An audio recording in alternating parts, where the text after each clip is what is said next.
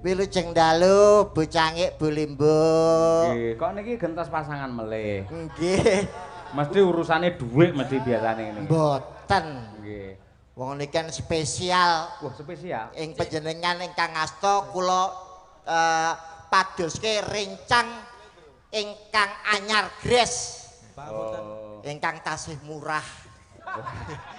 Oh, ini jenenge politik nggak boleh seperti itu. Boten, boten. Nyambut gaene bareng yo didum padha. Nggih. Leres jenengan wong kula teng mriki nggih boten pados dhuwit. Lah napa? Nggih apa artinya uang kalau kita tidak pegang? Wah iya. Gayamu cicilan BRI bojomu nangis rasa bayar kok ning kene. Sorry bro, bojoku wis ra duwe BRI. Lah apa? Saiki melok mekar. Malah nemen. Kok sombong ya. Derek terpang Gladiwano. Nggih, Gladiwano, nyuwun pangapunten salam Bang Swastiastu namo budaya salam kebajikan rahayu. Assalamualaikum warahmatullahi wabarakatuh. Waalaikumsalam. Riyen enten Cak Slendro. Nggih. Cak Slentem. Leres. Pelok nggih enten. Heeh. Lah jenengan napa? Lok, Bro. Mboten. Lah napa? Dados tiang-tiang ingkang sampun sukses menika kula ingkang ganduli. Dados kula diparingi jimat asma Gandul. Oh, Cak kula Gandul. Gandul. Inggih. Asma Kinarya Japa. Tegese. Niki saking bapak kali ibu Gandul menika wonten werdinipun. Yen Werdine? pangapunten, Gandul gan kuwi ganteng. Dul. Ndul kuwi peduli. Dados kula teng mriki dikanthi kalian Mas Andi TB peduli dengan seni dan budaya. Karena seni dan budaya itu adalah suatu jati diri bangsa. Tepuk Tinggalan tangan, para Elo. leluhur. Iya, Oke. nggih. Orang bijak sudah mengatakan barang siapa yang meninggalkan dengan jati diri akan mudah terpecah belah dan juga dijajah oleh negara lain. betul. Tepuk tangan untuk Pak Hadi Setiawan, matur sembah nuwun. Piye Mas? Pinter omong ngene sik 50 lho Mas. Sumpah. Nggih, iya. Nek yo didandani sing apik. Nggih, Pak Hadi niki lho ngagem blangkon Yogjan. Lho, dat mika luwes kaya mengkono. Bagus. Lah Lah, jenengan kula tak pripun? gandul bareng Pripun? gawe blangkon kaya nyunggi takir malah ora. Benten no. Nggih. Gandul kuwi apa? Gan kuwi ganteng. Ganteng, Dul kuwi peduli. Beten kali niki. Kula nembe ngertos nek singkatane Andi TB. TB. Jenengan pun paham? Dereng. Lah niki TB T kali B. T menika telek. B menika bebek. Dadine Andi telek bebek nggih niki. Nggih. Kuwi ning kene magang lho. Waduh. Aku nek modhono kono ya kalah Kowe neno tak aku. bengi iki lancang men ngelokno juraganmu telek bebek, mati uripmu iki karek ning aku. Oh, enggak bisu. Ah bisa. Nek apik ya terus, nek elek aku balik karo sing lawas. Sing lawas wis dijak komet. Iya. Main ning gone ingkang Kakang Mas. Nggih. Medyan wilujeng dalu Mas Cahyo. Sing dalu. Alhamdulillah saged sowan teng gene Desa Lamong, Leres. Kecamatan Badas, Kabupaten Kediri. Kula teng mriki pun apal kalih piantun mriki. Asring tindak mriki. Sering Nggih. kula nek menawi teng Kediri niku manggi rencang kula. Sinten? Lho. Kades lek apa? Lamong niki rencang kula. Masya Allah. Kanca Facebook Pak Harimau niku. Pak Haryono. Lah nggih Pak Haryano sing gagah kaya harimau. Nggih. Wah niku jadi kades pun 3 periode. Hebat. Kula niku nganti apal teng mriki niku sing dadi carike niku putranipun piyambak Bu Fisti.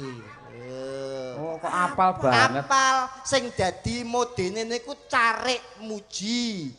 Dukun pijeke Carik Muji, modene Sugeng apal kula niki. Tempat rekreasine Banana 1000. Apa kuwi? Dang Sewu. Wah iya. Ngono yang dadak dicekake. Ngono dadak di Inggris nih sampean. Ben terkenal. Ora sampean karo Pak Lurah kok ketoke akrab no ada hubungan famili apa piye? Niku termasuk kula kalih Pak Haryono niku beda bapak. Itu bapak. Tapi liya ibu. Tunggal mbah aja-aja. Mboten. Tunggal Nabi Adam. Wah iya. Kula niku matur sembah nuwun. Wah kula wau mampir teng kene dandan teng Polindes. Wah luar biasa bangunannya apik, lampune padang jadi ngirano banyune belas. Lho wau kula ngurupke dhewe kok ngerti saklare teng pundi ngoten. Lho kula pipis teng mriku golek banyu rano terus kula mbeta obat. Lara apa kok nggo obat? Lho obat abetke niku lho Mas. Waduh ya ampun. Wah, matur sembah nuwun panggih kalih pepunden kula Pak Hadi Setiawan. Nggih. Wah, niki kalih kula niki kados bapak anak. Nggih ta. Kula niku nek teng pundi-pundi niku panggih Pak Adi niku masyaallah. Zaman Covid kula niku panggih teng kene anu Pak semampir tangklete Pak Adi. Lho Mas Andi badhe tanggapan to? Mboten Pak, sepi. Langsung kok dompet ngetokno dhuwit seret 300.000 Pak. Diparing ning jenengan. Paringke kula matur sembah nuwun Pak Adi. Dermawan berarti. Nggih, kala wingi panggih teng Pare. Nggih. Lah kok Mas Andi badhe tanggapan to? Mboten Pak, tasih sepi. Langsung ngetokno dompet seret 200.000 diparingke bocange. Nggih, 500 pisan. Wah, piantun kok blatere kaya ngono. Terus foto neh ora? Niki mau Panggih malih Nggih. teng alun-alun Kediri. Nah, Mas Andi, nggih Pak Adi, badhe tanggapan to? Nggih Pak, niki pun wayahe rame. Lah kok ning ngono dhuwitku 500 balekno dhisik. Olah tibane titip ta. karo utang. Apal karo daerah Lamong kowe. Apal? Oh, Lamong itu sebuah desa yang terdiri dari 2 dusun. Aja sembrono lho. Tenan. 2 dusun apa ae? Dusun Lamong kare dusun Lamiran. Iya. Nah, RT-ne 10. RW-ne 10, RT-ne 23, jumlah penduduknya 6.449, rondone 574 lho. Apal sing kok apalnya nggon rondo barang lho ora nggih. Mergo survei Pak teng mriki. Sampe iki ya, dagelan survei. apa sensus penduduk iso kaya ngono. Nggih ngapalne sithik-sithik. Lah, nek Pelestarian survei seni budaya Leres. temanya. Leres. Nek tapi nek karo rondo iki ya aja disia-sia. Ora guyon kok Mas. Wong jeneng rondo iki wis ra duwe sapa-sapa. Heeh. Atine aja digek gelo. Apa maneh mok gek kuciwa nek kirane kowe wis ra tresno mbok dititipno ning balai desa. Ben dipangan kami tuwa. Alah iya. Kami tone Paksa aku wedok wis diuber, papunten. Papunten nggih macange Bu Limbuk. Wah saestu lho kados kesugrukan Gunung Sari Kaluberan Segoro Madu kula panggih jenengan. Katane sastrane luar Matur biasa. sembah nuwun Kicah Yokun tadi. Nggih. Kang sampun kondang sampun viral. Nggih. Mapan wonten ing dusun Desa Lamong. Lamong niki kula enten pantun. Pantune pripun? Kagem warga masyarakat Lamong lan sedayanipun. Mestine penuh dengan doa lho. Insya Allah berkah barokah. Nggih. Tuku lontong wadahi tampah. Cakep. Mugi-mugi wong Lamong pinaringan barokah Allahumma. Nggih. Alhamdulillah. Tuku lontong lalapane krai. Muga-muga wong Lamong kathah rezeki Allahumma. Amin. Masya Pisangkas. Allah. Dijingkas. Tuku lontong jangane semur. Muga-muga wong Lamong kabeh panjang umur Allahumma. Amin. Masya Selanjutnya Allah. Cak TB aja kalah. Istimewa. Pantunnya Ngono kayak apa? kuwi. Seniman ki harus dikelihatkan seni dan budayanya berkata-kata. Dik. Parikan lo isone tuku lontong. Ketok ning arep ndongakno Lamong to. Ngepas Sing lho. kreatif. Tuku kendi dicampur genteng. Cakep. Pak Adi kula rokoke dereng. Iki senengane kok mirang-mirang ning wong iki lho iki. Lho Ketua. Lah nyapa mirang timbangane kowe? apa? Lah kowe iku mau nyemoni kowe. Kok nyemoni piye? Kowe mau parikan ndongakno gawe Warga desa Lamong nganggo pantun. piye? Tuku lontong lalapan krai. Artine Wong Lamong kathah rezeki. ndongakno gawe Pantun. ngaten iki leres napa klentu bocah? Ya bener. Benere kon ndi? Lho ndongakne piyai kene. Kita tanda cinta kita kepada warga masyarakat Lamong adalah saling mendoakan. Nah, Kuwi. gudange pantun nggih menika Bapak Nggih. Kicah Yokun tadi nggih Mas Yoyo. Nek jenengan dos pundi Mas? Napa? Pantunipun kagem wong Numpak Lamong. andong dinane jemuah. Pak Andong. Artine Artine kabeh piyai Lamong tansah pinaringan berkah barokah. Amin. Apik nggo pantun, B. ngaten iki bener. Bener. Jenengan nate pirsa kiai alim ulama ustad kok dawuh kowe nek ndonga gawe pantun. Nate pirengaten mboten? Ora. Lah kok sampean benerno ndonga gawe pantun? Nek sampean ndonga gawe pantun, malaikat nyatete bingung. Kok bingung? Lah nyuwun sewu saiki apa nek gawe pantun imam ning masjid apa ora bingung? Kok iso? Mimpin salat Allahu Akbar. Budal sekolah mangan es krim Bismillahirrohmanirrohim.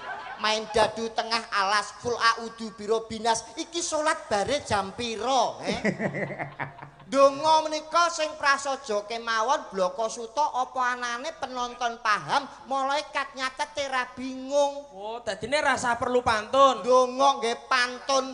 Yen sampeyan piye dongane yen ra pantun? Duh, dongakno niku nggih sing bloko mawon mugi-mugi sedaya warga Lamong tansah pinaringan bagas kewarasan, seger waras adoh saka bilahi cedak rejeki, ayem tentrem slamet donya lan akhirat. Ngono kuwi wis cukup. Lah terus tambahi piye? Lah generasi penerusnya terus piye cutel. Ya muga-muga padha duwe anak sing lanang soleh, sing putri solehah Allahumma. Amin. Kuwi nek sing ndek anak dan Iya, sing no. ndek anak. Lah ya berusaha. Lho berusaha wong kowe ora ngerti resepe lho. Lho ora duwe anak resepe ya berusaha no tirakat Sewu, lho. Mas. Nggih. Iya ta. Niki enten hubungane kali kebudayaan. Budaya kan macem-macem to, Mas. Leres. Kula niku nate pikantuk resep saking Mbah. Carane duwe anak niku kula pun ngertos. Nah, iki aku perlu sinau lek iki. Piye. Niku wonten dua cara nyuwun sewu Pak Adi. Kalau mau punya anak itu harus pakai dua cara. Yang pertama satu lewat medis, yang kedua lewat alternatif. Terus Lah nek medis, Karo alternatif. nek medis piye? Medis niku periksa ke dokter kandungan, dokter spesialis yang mempunyai titel SPOG. Apa kuwi? Spesialis ogo-ogo. Lah yo. Aku ora ngerti obat takoni. Lah wong kene ya padha Dokter spesialis, Mas. kandungan. Nggih, mangke diparingi penguat janin dan juga penguat kandungan insyaallah iso melekat iso ndang meteng.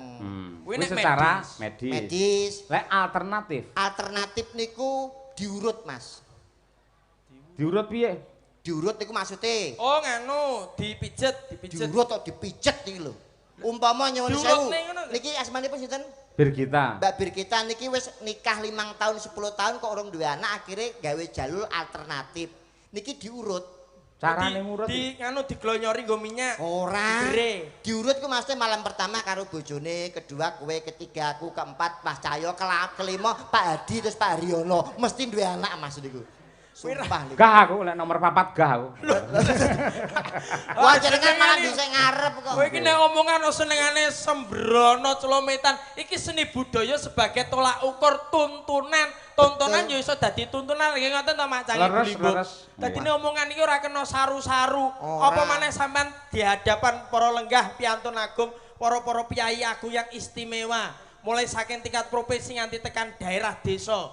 Wah, Dinas Kebudayaan ingkang makili Bu Leslie Bu Citra Leslie tesih Pertiwi. lenggah nggih. Bu Leslie tesih lenggah. Wah, Bu Leslie Pak Hadi lho menika piantunipun. titele wae esos. Apa? Sarjana sosial. Wah, kados bojo kula, Bu. Lho, bojone piye ndek titel? Bojo kula elek-elek niku titele nggih SPD MMD. Wah, sarjana pendidikan. Sing ngomong sapa? Lek Master SPD Manajemen. SPD MMD kok sarjana pendidikan. Apa? SPD MMD niku sekolah pedodel mergo meteng dhisik. Iya.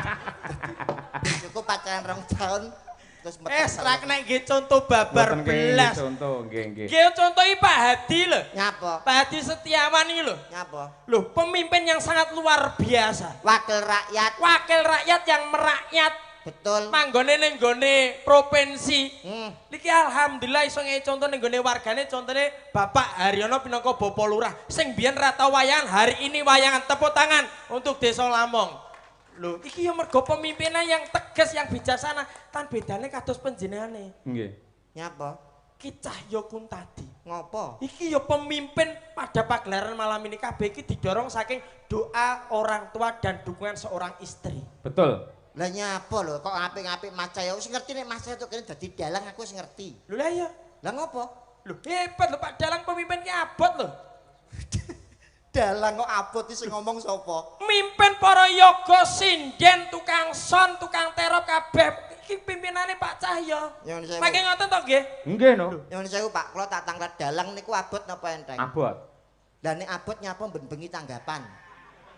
Loh, Iya to saiki. Nek Kula abot menika- niku diselehno nek enteng digawa. ora ngono. Kula niku lak dadi kanugrahan saking Gusti ingkang dipun paringaken dumateng kula menika lak Nggih. iso ndalang. Betul. Kula syukuri. Nggih. Akhire nggih mayang niku abot kaya ngapa, waton iso gawe bungae tiyang kathah niku tegese dadi pahala. Abote nggen pundi? Loh, Wiwit saka pucuk rambut nganti jempol sikil nyambut gawe sewengi. Lah remangsane yoga niki mboten nyambut gawe. Yoga niki nggih nyambut gawe, Pak. Ning enek sing kurang. Napa? Mripate padha nyambut gawe ya, yoga kali dalang. Nggih. Kupinge ngrungokne. Nggih. Lambe penggirong kaya sing kaya kuwi kan enek ya. Nyuwara, nggih. Nyuwara gitu. Terus Ning yen pengrawit kakinya diam, yen dalang tukang jaipong niku sikile nggih obah, Pak. Nek ora dipenyet muni iso bam bam bam, ora iso bem bem bem. Abote nggih pundi jenengan dugi mriki nggawa debok ora? Ora. Lah enteng. Wong teko rene ra usung-usung debok karek dok dok dok dok. Oh, 90 yuta. Dok dok dok. Oh, 100 yuta. Abot apa enteng? Ya abot tetepan mergo aku nggawa cerita. Aku ki sutradara atau pimpinan pertunjukan. Dadi sukses utawa orane wong sak panggung gumantung dalange. Gawe cerita. Apal mboten? Apal. Enteng apal kok. Nek ra apal kuwi abot. Urung lek menyampaikan wejangan-wejangan petuah-petuah upamane satriya sing apik iku kudu sepi pamrih ramping gawe. Seneng tetulung marang pepadaning urip, men uripmu piguna tumrape nusa lan bangsa. Gawe kata-kata ngene kudu apal. Kudu apal. Kudu apal. Dibayar mboten? Dibayar. Ya enteng dibayar to, Pak. Nek ora dibayar kuwi abot. Kuwi jenenge jer basuki mawa beya. Maksude tegese kelakone Panjangka kudu mawa pangorbanan. Gandeng aku wis rekoso, imbalan kebijaksanaan yang terbaik oleh Bapak Hadi Setiawan. Akhire aku didhawuhi mayang menghibur masyarakat Lamong. Judule napa niki wayangan? Napa? Judule lakon. Wahyu Katentreman. Jenengan iso nglakokne mboten? Ya iso. Enteng niku, Pak. Kok ngeyel niku lho. Pamunten Mas Yoyo, pamunten. Nek ra iso nglakokne bingung niku nembe abot. Ning Wahyu Katentreman iki versine akeh. Piye carane men iso beda-beda ngono kuwi. Saged mboten jenengan? Iki lakon iki beda karo sing wis-wis. Saged napa mboten? Ya genah iso tanggung jawabku kok. Ayo enteng. Sampai kok ngeyel to, Pak. Sekedap kula belani niki. Ndik, Andi. Dalem. Kowe tau ngemut mercon bledos ning cangkemmu.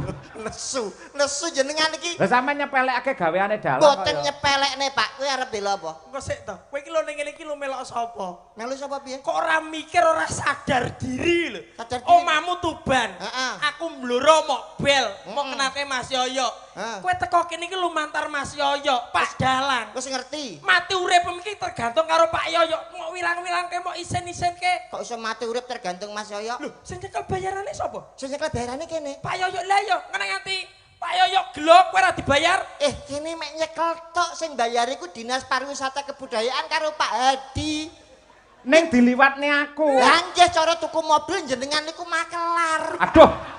Kok sik ngeyel Angkrek. Nggih napa mboten nyuwun sewu? Ora beda karo makelar beda. Lho, nyuwun sewu. Piye? Sing ngebel kula kan jenengan. Aku. Mas tanggal 22 wayangan ning gone Lamong Badas Kediri. Saged napa mboten aku tak. Saged sing ngebel jenengan. Nggih. Sing bayari sinten? Sing bayari ya panitiane liwat aku. Lah nggih jenengan liwat hitungane sampean ki Bang Mekar mung dilewati tok. Sok. Lho kok ngeyel. Lambene syukur jeblak aku ora trimo lek carane ngono kuwi. Ora trimo kula dereng menehi kok. Kowe tak kandhani sebenarnya ya, Nggih. sebenarnya panitia EO itu telepon ke saya. Betul. Utusan saka Pak Hadi. Nggih. Pak Dalang komplit sak dagelane mangke pelawake sinten kula nderek kemawon. Leres. Lajeng kula usulke. Nggih. Dagelane Cak Andi TB. Lah upamane sing tak usulke dudu sampeyan, bengi iki sampeyan merongos ning omah. Ora mungkin. Lho kok ora mungkin? Mergo bengi iki sing nganggur karek aku tok. Liyane tetanggapan gelem ra gelem ya aku karenan. Sampeyan ra iso milih. Iya lek kuwi bener pancen. Arep pilih komet wis karo Mas Kangko. Iya. Jok Kluthuk wis karo Pak Minto. Tak percil no. Lah percil tanggapan tenggene Pak Eko. Karek sisone sapa? Mondol. Heeh. Mondol karo Yudo. Oh iya. Sampeyan gelem ra gelem pilihane namung kula nggih napa mboten? Iya. Nah, Mula gandeng kowe tak pilih, ayo kita chemistry. Lah. Bersatu. Aja saling merendahkan martabat. Contohlah Bapak Hadi Setiawan. Piye? Nek kula ibaratke panjenengan iku dadi pamong. Pemimpin. Pamong. Lah iso. Perwakilan rakyat itu wakili rakyat bukan pemimpin tapi pamong teng kebudayaan. Nyuwun sewu kados Semar. Semar niku lak pamong to. Ora mung mamongi mimpin kawula cilik tapi juga pamonge para satriya Pandhawa. Padi nggih ngaten. bukan hanya menyerap aspirasi masyarakat tapi juga mengawasi jalannya roda pemerintahan. Leres napa mboten? Leres. Saniki kula takon. Pripun? Punakawan ngertos mboten? Yo ngerti aku dalang. Sinten mawon? Semar Gareng Petruk Bagong. Punakawan sing tugase abot dhewe sapa? Semar. Lho kok saged? Lah bapake mimpin dhek, mimpin anak-anake, mimpin wargane uga ngayomi karo para Pandhawa. Aduh, bener lho, Be. Bengi iki Pak Edi salah. Piye to? Nyuwun sewu Punakawan ngertos? Ngerti. Sing tugase abot dhewe sinten? Semar. Kok iso? Lah kuwi bapake Gareng Petruk Bagong nuturi karo anak-anake lan uga nuturi karo para Pandhawa. Aduh, aku isin karo Mbah Suklon Suwondo aku nek ngene carane iki. Aduh, jatuh martabatku. Kowe aja nyandrak-nyandrak bapakku ngopo teko bapakku barang. Semar ki abot lho. Ilmune jenengan aduh kurang jangkep oleh nyerep ingkang rama. Sampeyan ora ngerti wayang, lakon sing akeh magepan karo Punakawan, mesti Semar mbangun kayangan, Semar boyong, Nggih. Semar mbangun jiwa. Biyen erane Pak Harto, Semar mbabar jati diri. Selalu Semar Bangun niku abot. abot. Punakawan sing tugase abot niku mboten Semar. Lah sapa? Bagong. Kok iso? Lho Bagong riwariwi Surabaya Tulungagung, Kediri Malang, nggawa penumpang ben bino ora tau sambat. Rena keprondasmu kowe. Loh, kok jenengan nesu niku Kuwi pripun to? bis. Lah jenenge bis napa? Bagong. Apa eneng bis Semar? Kok ngeyel iku lho mesti. Tak bacok sisa lho. Abot Bagong iku. Dalang kok padake kaya bis iki lho. Ning Punakawan sing sugih dhewe sapa?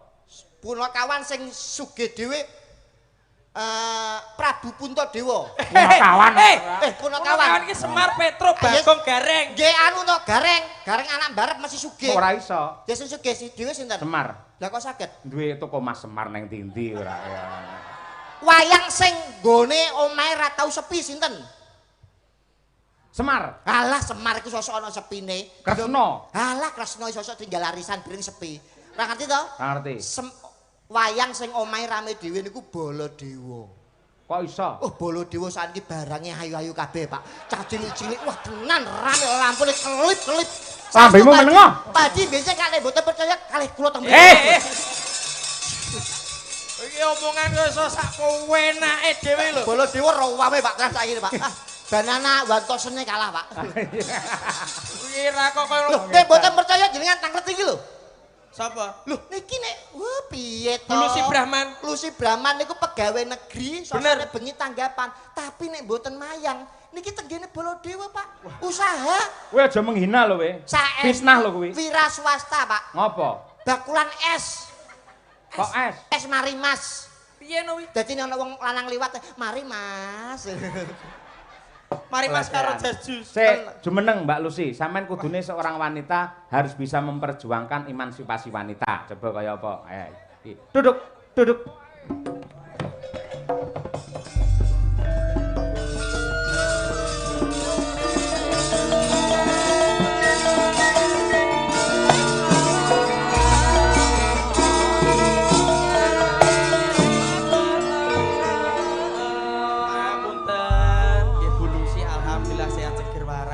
Ndereke Pak Cahyo. Wilujeng dalu Bapak Dalang Ki Cahyo Kuntadi. Sugeng dalu Mbak Lucy. Alhamdulillah langgih pinaringan sehat to ya. Pangestu panjenengan tansah pinaringan sehat walafiat. Alhamdulillah lantaran panjenengan kula saged sowan wonten riki matur sembah nuwun rezekinipun. Sing sae jenengan niku matur nuwun kalih kula. Aja kaya wingking jenengan pas sing kaya gemuk niku. Oh, sinten to? Andi Tebet. Ngelokne jenengan mari Mas ngono mau. Luwak niki ta? Luwak. Kok luwak piye to? Lah kok mboten luwake pripun wong lintune putih-putih kek raine kaya gemuk. Ireng yo ben. Penting gak pinter. Nyuwun pangapunten sing rawuh menika wah. Menika para pimpinan-pimpinan daerah yang luar biasa. Ingkang saged menyatu dengan masyarakat. Kagem contoh menika Bapak Hadi Setiawan. Bapak Hadi Setiawan, piyayine sampun karismatik. Manunggale piyayine sabar manunggale kawula Gusti. Saged kagem dados contoh masyarakat. Alhamdulillah, syukur. Klebet Pak Lurah Lamong nggih Klebet Pak Lurah Lamong, Ibu Kepala Bidang Kebudayaan Pariwisata inggih rawuh keluarga besar Dinas Pariwisata Provinsi Jawa Timur, Dinas Pariwisata Kabupaten Kediri khususipun Bapak. Raiku ditabrak bis bagong. Nyuwun pangapunten leres atur panjenengan menika. Kula wau kok selenting-selenting kok mireng mboten tek penak ten kuping napa? Kula ngendikane napa wau gerem. Jenengan teng Baladewa ngoten. Jare jenengan teng mriku senengane parikan kian. Tanjung Perak kapale kobong. Tanjung Perak kapale kobong. Monggo pinarak kamare kosong ngoten niku. Terus aku liwat karo jawab. Tuku duku kaketan lenga. Mangke kula mriku kali Pak Haryono. Pak Lurah bering kok jak lho Mas. Pak Lurah kira tau kuwi kok. Nggih. Mboten kanu guyon kula niku ngertos elek-elek ngaten iki titelebat lho Mas. Kok elek-elek piyayene cantik kok elek-elek.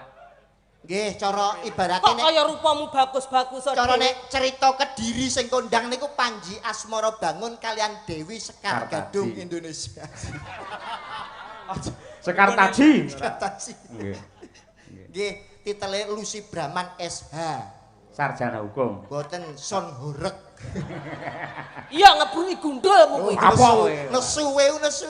Sampai aku ning kene iku teko iku aja nesu. Lah nek mau pirang boro ki ngalembono lho. Aja kaya ngono kuwi. Sindene kicah ya Kuntadu. Kuwi dalang kondang. Kuntadi. Lho, ngerti rupamu malih arep muni Pak Kuntadi klir Kutandu. Gila. Mas, apa? Kuntadi ambune ngene iki to. Ora enak Kuntadine. Lha karma sing kok tampa kok. Sik to jane wis arep minta Ngenyek maaf. ya Le, ngenyek nyun sewu. Lho, lho wangi to? Ambune apa? Ya, ambune anu to iwak pitik aku remang iwak pitik ya. Iya, iki lho wangi awakmu lho. Lho, wangi to? Oh, iya. Mambu. Sinden saiki ki ora enek sing mambu. Kabeh kuwi perawatan. Sinden kuwi ya. Arep raup kuwi lho, nggih cuci muka, facial kuwi lho, gawe krem sing larang. Alah gawe krim karo bojoku ya ora ana apa-apane. Kowe lagi skincare, nyuwun sewu elek-elek bojoku nek kemu iki gawe banyu aqua. Teng gleleng men. Loh, saya itu menjaga kebersihan, Pak. Nek adus iku ndamel sprit. Raupe mawon Fanta. Cawi niku lho ndamel ale-ale, Pak. Nek pirang-pirang dino bokonge direbung semut. Oh, tapi lewegi, Pak. Ora percaya, Bu Kesi. Benjing ndamel ale-ale iki. Mas Cahyo mesti seneng Mas. Lewegi, Mas. Ora sudi. Sembrono iki lho. Lah ndamel napa? Ora wis banyu biasa ora. Lah, biar rasane ra ono. Wis sabar, dino disepele gak apa-apa bulusi. Sampeyan jare abape mambu, aku duwe cara ben abape ra mambu. Ora enek apa? Dinget. Ora ono. Sinden kuwi sing mambu kabeh cis ambune lenga wangi. Masamu sinden lagi gebres metu mutiara. Ora ngerti kowe keringete sinden iki lho. Keringete sinden metu ali-ali. Bloboke mawon kape lho, Pak. Gebres kok metu mutiara dadi apa? Lho, sinden masa kini kok. Apa ya kebakcut to keringet kok minyak wangi. Mbok disesuaikan contohlah Bu sinten Bu? Yo, kok aja didudoi. Bu Citra Pertiwi. Bu Leslie, Bu Leslie Asma Kinarwa Japa. Leslie, Les niku saking ibu, Li saka bapak. Wis. Aja sampai kleru ngatekne lho.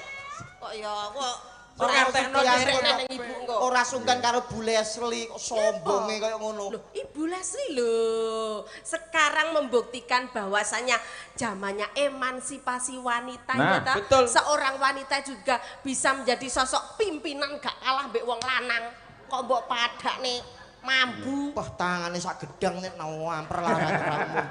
Wis sampe pelok. Ngono kuwi dengere wong wadon ki ya rasa. Ya ora iso, kok iso tetepan wong wedok kuwi masuk emansipasi wanita, tapi dalam Al-Qur'an seorang wanita itu di derajatnya di bawah laki-laki, mane lelaki itu adalah presiden rumah tangga. Leres mboten, Mas? Heeh, bener. Pinter ya Mas, rupane kaya jen ritek ya iso. La in sakartum apa Mas? Iki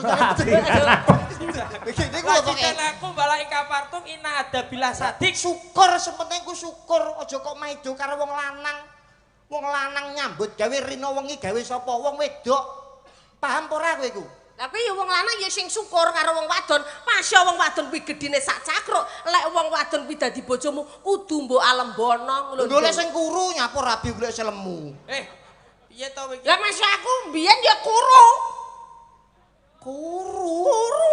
Piye potonganmu kok celengan Semar. Kowe ora ngerti bapak Hadi karo ibu iku lek pengen golek bintang tamu terseksi sak Jawa Timur ngono ku lho. Yo makane undang Lucy Brahman. Ngono. Tak yo sinden bergitai bodine kok gitar Spanyol. Sik kalah langsing karo aku. Lah potonganmu koyo sepeda motor NMAX ngono kok. Apa? Anggere nak terus meke-meke. Wong kok sosok sing rukun geno to jane kok sok. Nyelani riyen nggih. Nggih. Menika wonten awala kepada Ki Cahya Kuntadi dipentas. Saya adalah fan berat wayang Purwa khususipun Ki Sukuron Suwondo rumiyin. Nggih. Dengan ini saya minta tembang atau gending antara lain Sri Huning, Kembang Kopi Nyidam Sari. Nggih. Sik siji kasisan. Nggih. Sing maca sampean B. Ki rada ruwet ya tulisane. Nggih. Sugeng dalu Mak Cangik kula penggemar wayang kulit siapapun dalangnya. Kula badhe nyuwun gendeng. Oh aksara Jawa niku nek ilang wulune ora iso muni iki. Lah kudune dikeki wulu. Endi wulune? Masa digubut nek rambut. Bol timbul. Kendang to. Tak lho malah ngeslot. Adake kowe ora. Tak kei wulu sih. baleni. Kula nyuwun gendeng, alah ceblok tak kei sing akeh ya, Pak. Jawa kono wulu sing akeh. Lani. Kula nyuwun diwut-diwut kakean.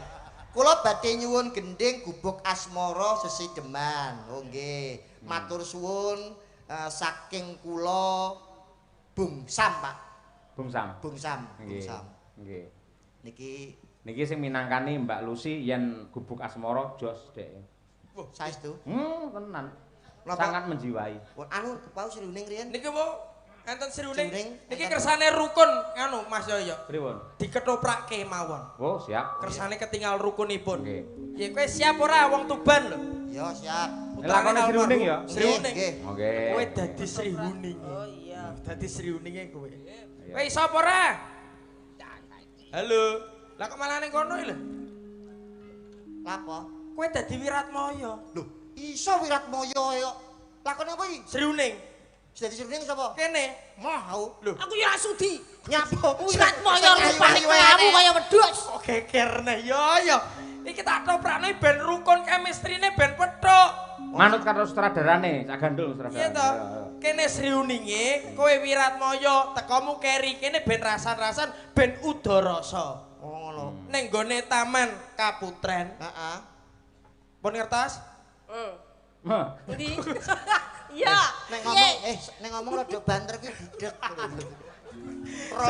Sri Huning ning gone taman iki udarasa. Udah. Kok udah iki piye ta, Be? Udarasa. Layak kok bener nek germo. Ngene lho, kowe rasan-rasan ning Taman Kaputren terus aku teko. Iya. Begitu aku teko terus kowe ngrangkul aku, ngambung aku, tapi aku tok gelem.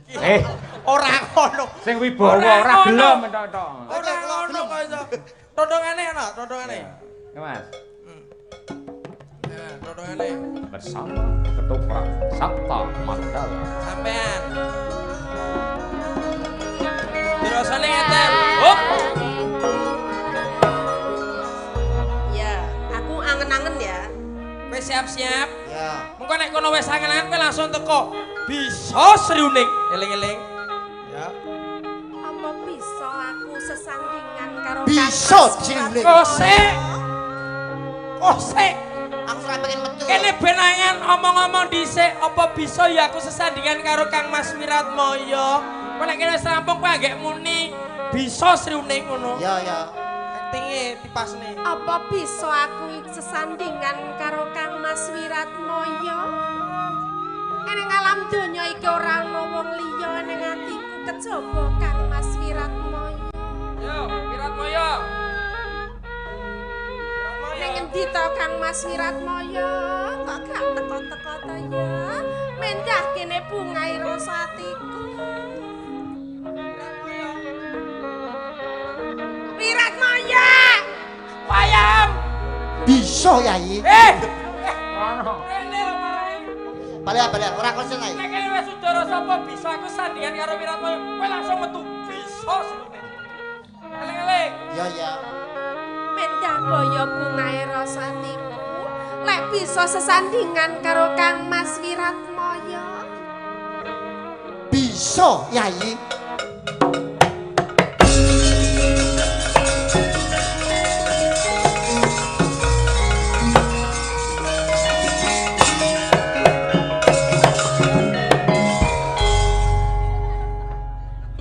Wiratmaya yo nyosor ae.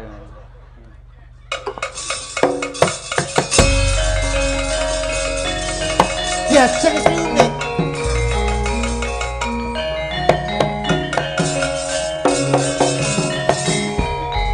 Kang Mas Wiratmaya.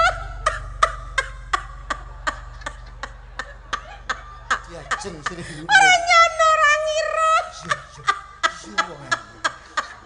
Kok kelakon sesandingan karo Kang Mas Wiratmaya. Aku ketoke salah kamar gitu. Sakek bungae lho. Bungae ngageti Wiratmaya kok mosok. Lah kok enek Wiratmaya iku sing ayu, sing alus. Lek Wiratmayane kaya Pak Dalang ganteng lho Wiratmaya mripate becik, mosok brangkone mendelep kok sing apik. Ya kudu diterimani iki ya padha. Gak kok malah genteni mondol iki piye to iki. Lakone Diajeng Sri Uning tak sengaja teko. Wah, action sih.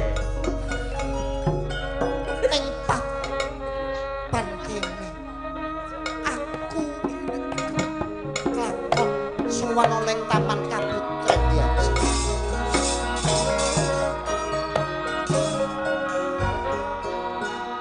Mula saka kuwi Diajeng Wah, greget iki.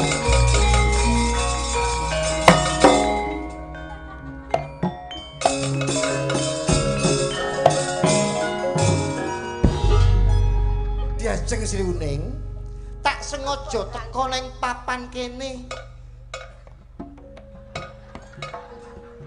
Men urip, pakeliramu men urip. Kira Kangenku tanpa upama mergo aku kapang karo sliramu.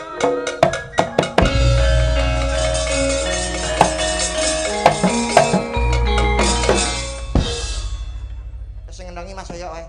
Ganggu wis. Mas sing apik Mas nggih. iya, ambiyen kulino susu budaya. Ah nggih. Trotok terus. Sri Uning urung nyauri barang kok. Mas. Lho, rungokno kentongane kaya ngene iki. Aku tak malu belajar. Tak tok tak. Kang Mas Wiratmaya. Diajeng Sri Uning.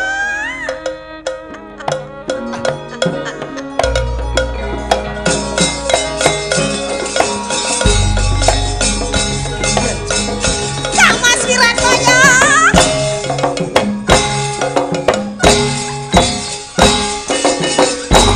Ngene lho, kentongane ngene iki. Oke, Pak De. Walah telek. Mosok tumon Wiratmaya karo Sri Uning kok terus woyo-woyo iki lho. Ben iki lha apa kalau. Mboten sak niki. Aku salah Yo terus. kleru kabeh to. Sing Piye pas to apa contone piye sing Aku sing ngentongi. Tok tok tok tok Iya. tok tok. Tok tok tok tok tok tok. monggo. Tok tok tok tok tok. Kang Mas Wiratmaya. Tok tok. Tok tok tok tok tok. Tok tok tok. Tok tok tok. Tok tok tok. Ya. Kebanter. Ngece Wiratmaya kuwi ya. Mosok ndang ketoprak apa ora? Mayang karo iki tok. Kurang ajar. Madangkara. Madang karo iki tolak ukur. Aja Madang sisi-sisi karo. ingkang sinuwun Kang Mas cah ya Kuntadi iso Ibu Kesi. Ketoprak kaya ora toto. Val, Val. Val. Warai. Tulung dolen kendangin. Kowe mbayari wae piye kok ngongkon, Sing apik. Apa ra ising karo Ndoyi? Iya. Ndoyi pengibot. Oke dadi pengendang sing. Diajeng sining anu niki gandrunge sak karep nggih. Karep kenangan nih aku tenanan lagi ora. Pelok. Diajeng siruning. Kula wonten dawuh Kang. Tak sengaja teko ning Taman Kaputren kene mergo ana 5 perkara kang bakal tak aturke. Perkawis menapa menika Kang Mas? Ingkang sepisan ya kuwi maca Quran sak maknane. Dene kang kapindho wong kang saleh kumpul ana, kang kapelu surat Al-Ilaqah. Kuwi tambah ati lho ngawur. Piye wong padha pacangane Sing tenanan ngono lho. Rukun Nisa. Kose pripun to, Mas? Aku kangen kelawan sliramu. Mosok lanang karo lanang kangen. Kuwi karo kae lho maksude. Karo kono. Karo kono. Kok jadi mboten saged dong Mas, ndak duwuh iki Mas. Lah wis kare-kare pelok. Ben ono nuansa beda. Iki lho pelok iki lho Mas, pelok 6. Waduh ngerti 6 barang ae. Luroji. Kok ya apa Luroji ayo.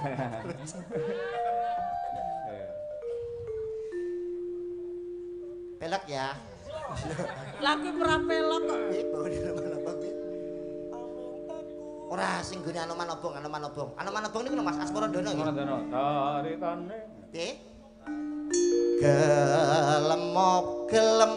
Duh, tibone I. Gelem kowe tak rabi. Nah, tibone I. Diajeng sriuning. Waton aja njaluk bondo.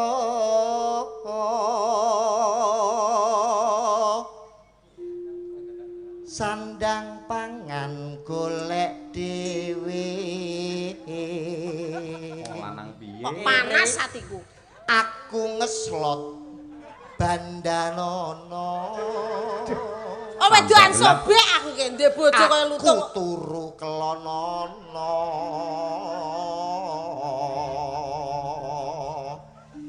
Yen kalah aja nesu. Wirat Maya enggal bangka. Tapi lo gagu to, Pak? Lah mosok kowe kaya ngono apa Kata-katamu iki yo Itu. Ah, pelok kira ono sing bener. Diajeng sriuning. Kula wonten dawuh Tak Kang Mas gandrung Wiratmaya. sing romantis ya. Inggih. Kersane Pak Hadi iso seneng penggali. Saged remen manahipun Saged Bapak Mas Hadi. Yendronipun. Rukun Islam Karbo apa? Kuwi bawa pepeling sing katresnan lho. sin. Si Jeman yo kena gade. Jeman apa nyidam sari yo kena. Anu bawane sriuning lagune sriuning. Urung tau dikepruk sinden apa kowe? Nano. Ayo. Sinebut pahlawan putri. Nah, ngono ya cocok. Diajeng. Wonten apa Kang Kula Mas? wonten dawuh Kang Mas. Apa pancen kowe tresno marang pun kakang? Sumpah lahir tuh musing batin aku tresno karo slirane lho Kang Mas. Aduh, wong ayune kaya ngono. Apa kena tak ugemi Pasan toh sampeane gundul tapi tresnaku lahir tekan batin. kuwi tenan ya wong ayu. Iya Kang Mas, aku wis pasrah lilo mau apa-apano gelem. Oh iya. Mbok enggal diapakno ngono lho. Kang Mas, aduh iki lho, aduh. Sinebut pahlawan putri. Sri Kuning Mustika Tuban. Mboten nyono, mboten ngira swanten panjenengan endah saestu lho Kang Mas. Apa kaya ngono diajeng? Inji. Jagat tepung gelang anggonipun Kakang Upadi wanita kang bisa gawe seneng atiku ora ana liya ya mung kowe kowe wong Estu atur panjenengan menika Kang Mas. Apa ning atimu isih ana papan panggongan kanggo nandur ing katresnanku Diajeng. Kebacut. Guyune iki sithik Sing entel. wibawa. Ngono. Truk. Aduh ki apa to? Cuk prangkung Bojonegoro bebelo Wiratmaya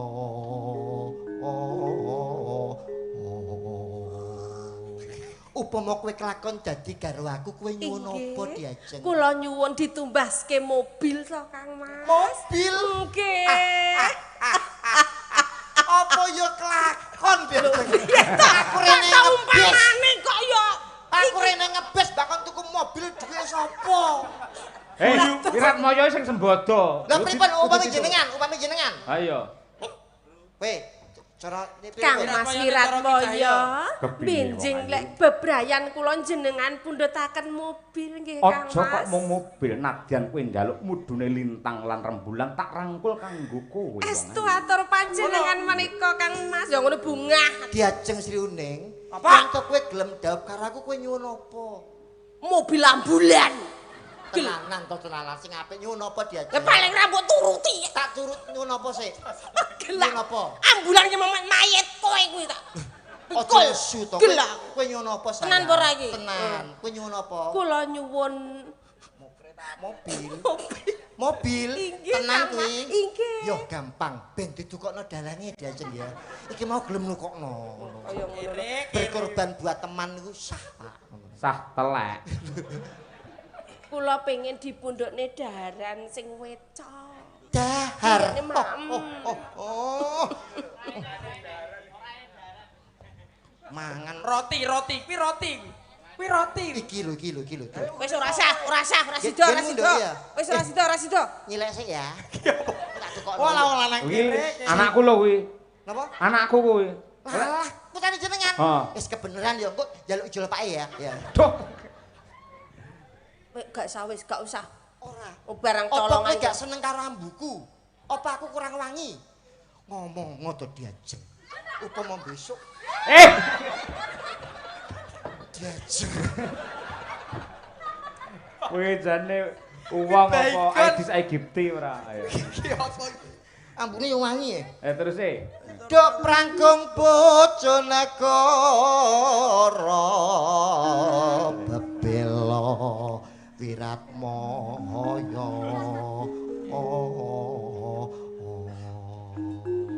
Sabar usum akeh nyamuk ya Be ya. Wekasan Sri Uning gugur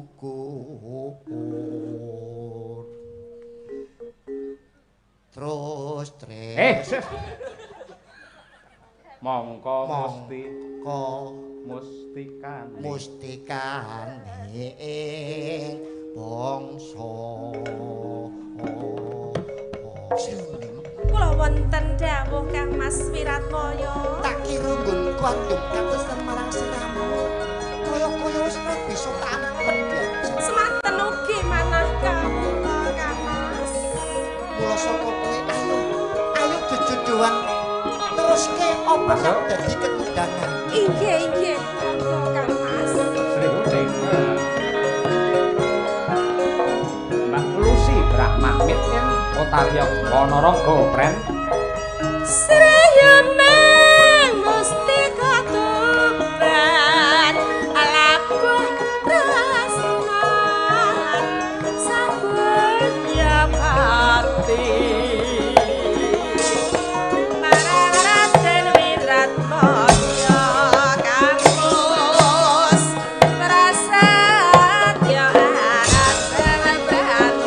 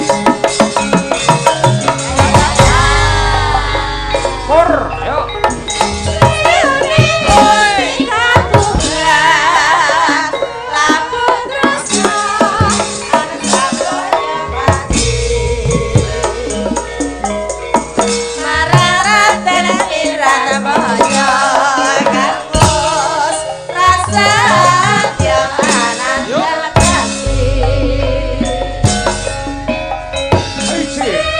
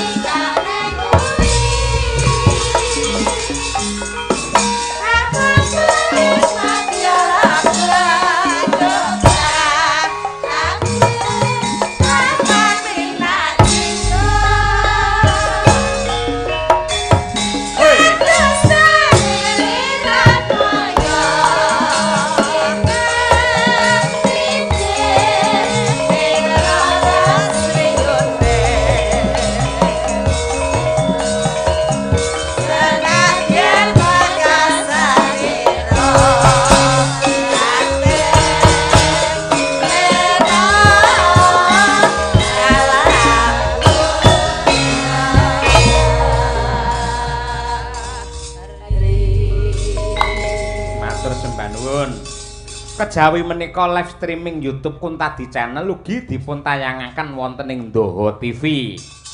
Ingkang kepareng nyimak menika Bapak Ki Mujianto ingkang ngersakaken kula tampar. Wih.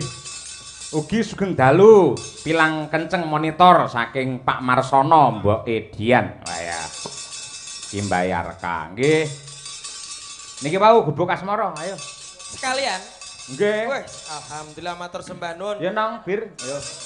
Ben rada rame panggunge, ben rada kebak. Ayo, nggih. Oh nggih. Kalian Mbak Lucy, ayo. Duet nih. Nggih. Bir kita niku made in Kediri, Mas nggih. Nah, nggih niki tuan rumah. Tuan rumah. Piyayine Putra daerah. lentir kuning lah iki lek iki seleramu. Gak apa-apa mau sampean rabi karo Mbak Bergita ini malah memperbaiki keturunan anak-anakmu metu dadine ula weling. Lha kok iso? Lek Bergita putih sampean ireng. Zebra cross. Ora aku tak jujur. Ora macem-macem.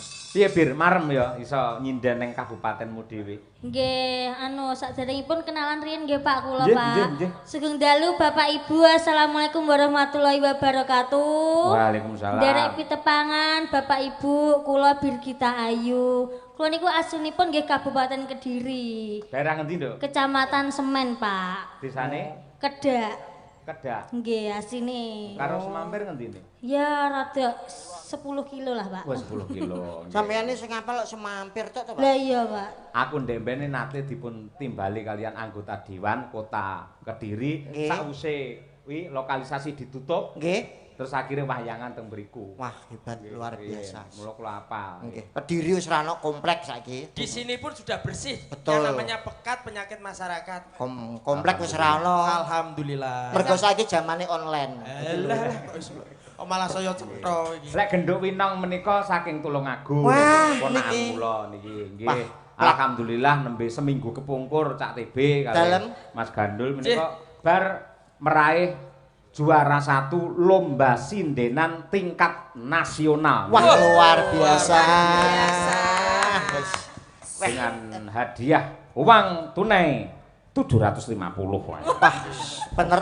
Niki calon penerusnya Bu Kesi, Pak nggih. oh nggih. Wah, bagus. Sami niku Mas TB winane nggih badhe menggondol tingkat Kabupaten Tuban. Apa? Menyanyi. Tiap pesertane 10 ya, Be ya. 10 tapi sing Juara songo- 1. sing songo bisu. Lah iya. Oke bisu to. Ayak menang.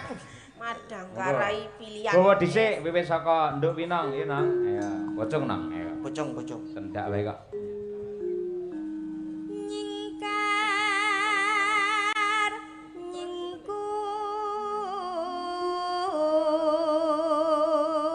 nyingkur. Ugi kula aturaken Pak Waris Sugiono saking Surabaya sembah nuwun lan ugi para penonton ingkang rumiyin pernah menikmati jaya-jayanya Ki Sukron Suwondo. Ya, nggih. Terus Wiwitane nyingkar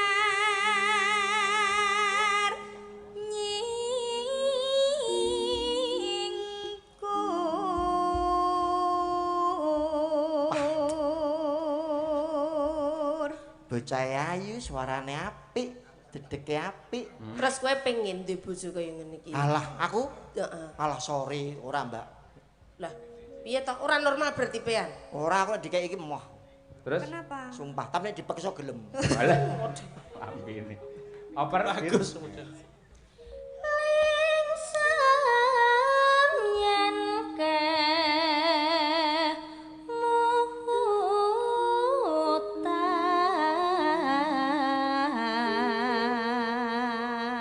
Piye Mas Andi? Suarane Mbak Birgita. Menawi Birgita ugi nate nderek lomba. Bener takoni Iya, dhewe Mas. Kok nate nderek lomba? Iya mas. Lomba apa, Nduk? Juara 1 renang aku mas. Tenan. Hubungannya apa penyanyi kok karo renang lho? Loh, renang ki mengolah pernafasan Oh iya no. bener. Pernapasan perut ya, Dik ya. Bojomu ki ya tau melu lomba renang. Lomba ora bojoku riyen Pak lomba elek-elek tau menang melok lomba melayu untuk TV, Pak. Alhamdulillah. Elok lho kuwi hadiah TV ngono maksudnya. Nggih, Ora lomba siji. melayu untuk TV. Jam piro kuwi? Jam 12 bengi, Pak. Pesertane 3. Sopo ae? Bojoku, polisi karo sing duwe TV. Wah, sik to. Kok modelnya bojomu kaya maling to? Maling ora kecekel kok maling. Nek kecekel maling bojoku ora kecekel. Lah tapi doyak polisi iki, Be. Loh, tapi kan untuk TV. Alah, Jenengan pesen pirang in mangke kula pesen. Mama. Maling kok bangga ya lho rumah sakit. Ya salah ringkas piye. Lelampahan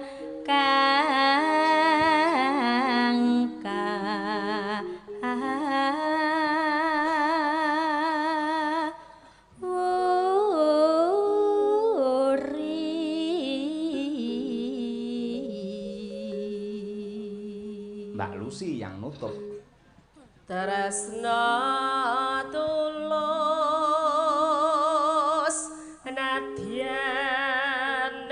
nadyanengku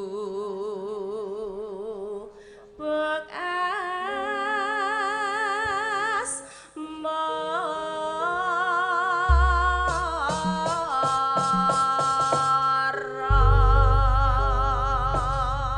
Matur sembah nuwun, monggo lajeng kemawon gubuk asmara. Dados.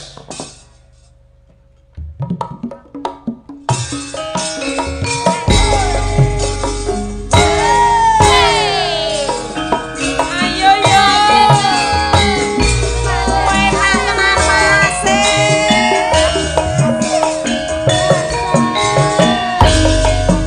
ya yo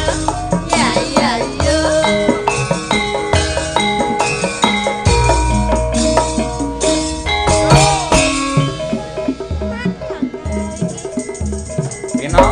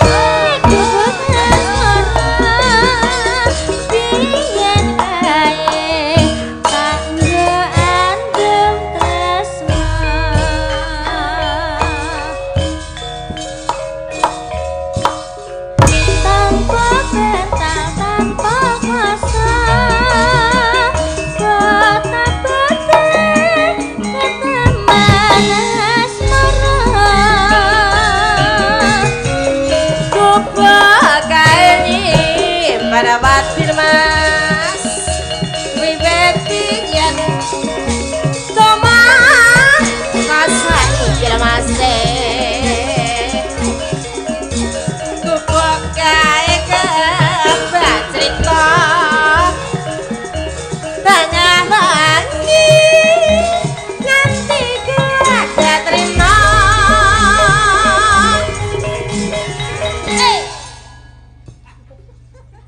Kedu.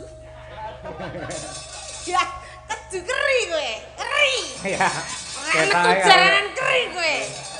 Rusakno wis akrab kita ya. Cak nai balas dendam ra iso kowe karo aku ya.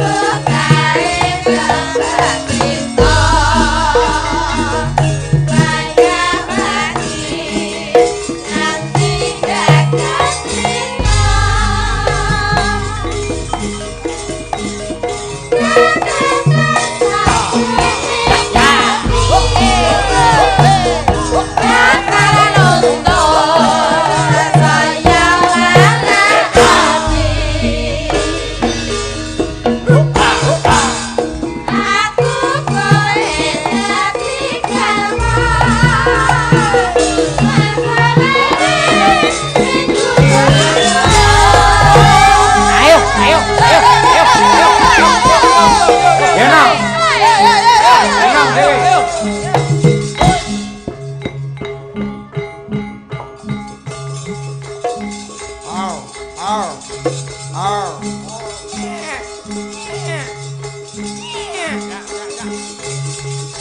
Duk, sebelah nih Duk, sebelah nih Duk.